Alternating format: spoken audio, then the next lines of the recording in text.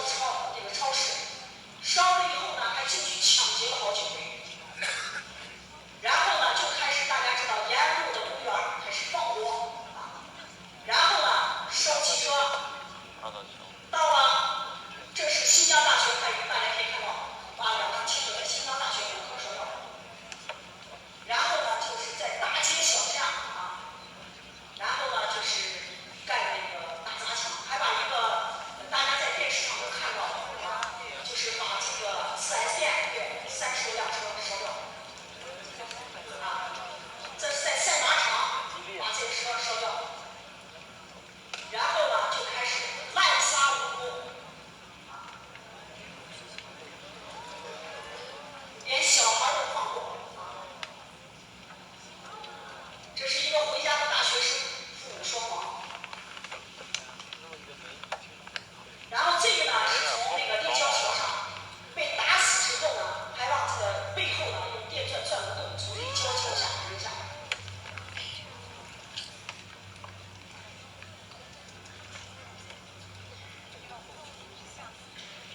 那么七五事件中呢，这个暴徒气焰相当嚣张，手段残忍，就是拿着棍棒和石头把人往死了整，连老人、幼妇女、儿童都不放过，丧心病狂，这个人法治啊。那么七五事件以后呢，咱们中央电台呢宣布了一个数字叫197人死亡，这大家记不记得数字？那么实际上呢，是造成了156名无辜群众死亡。是汉族呢是134人，维吾尔族的10人，回族11人，满族1人，受伤的被打伤的呢是1800多人。这次呢还造成了重大损失，729户店面建筑被砸烧，受伤的受损店面300多户，烧毁的彻底烧毁车辆是169辆，然后呢受损的车辆呢是砸坏的汽车呢是1000多辆。大量事实证明，热比亚为首的市委会啊，热比亚市委会的主席，那么他们是境外本土势力呢，是这次策划七五事件的幕后推手。那么事件之后呢，在这个事件之前，多家网站就刊登了一个香港媒体的今天消息，说江苏事件内幕啊就揭出来了，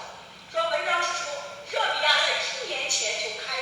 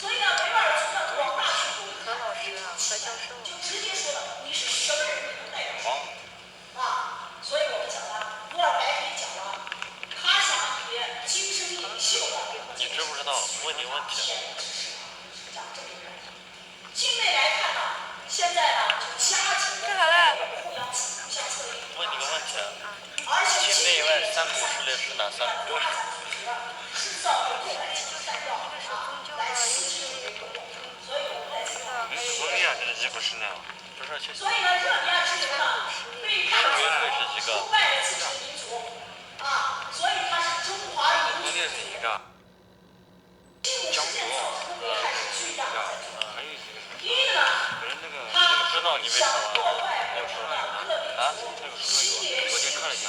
啊，这个学生交流关系对我们新疆的社会稳定造成的危害过去我们小时候赶上了活动民族聚川，我们各民族在一块跳舞，现在严重危害社会稳定。晚上我出门去民族老师，李老师早点回来所以这个是很大的问题。所以说我们叫稳定式民族关系危害的是老百姓。事件平息以后呢，各族人民出现了那么多感人的事情。我讲那个81岁的老人，当事件爆发以后呢，那维吾尔老人迅速的拿铁链子把小熊给送上。各族人民，然后呢，一个汉族的那个妇女就喊他，说那个谁你赶快回来，外面多危险。他说我去看看。接着他又把18个各族人民的这个群众的多群众带回私底下，打着满街跑，他带回去家。然后呢，他又到门口去，歹徒呢就开始打这个保安。老大爷用他纤弱的身体一下子就看到了，大声用维族话说：“你不要打他！”他说：“我是去保安。”棍棒落在了大爷身上。当中央电视台采访的时候，大爷说的特别出名话：“我们现在的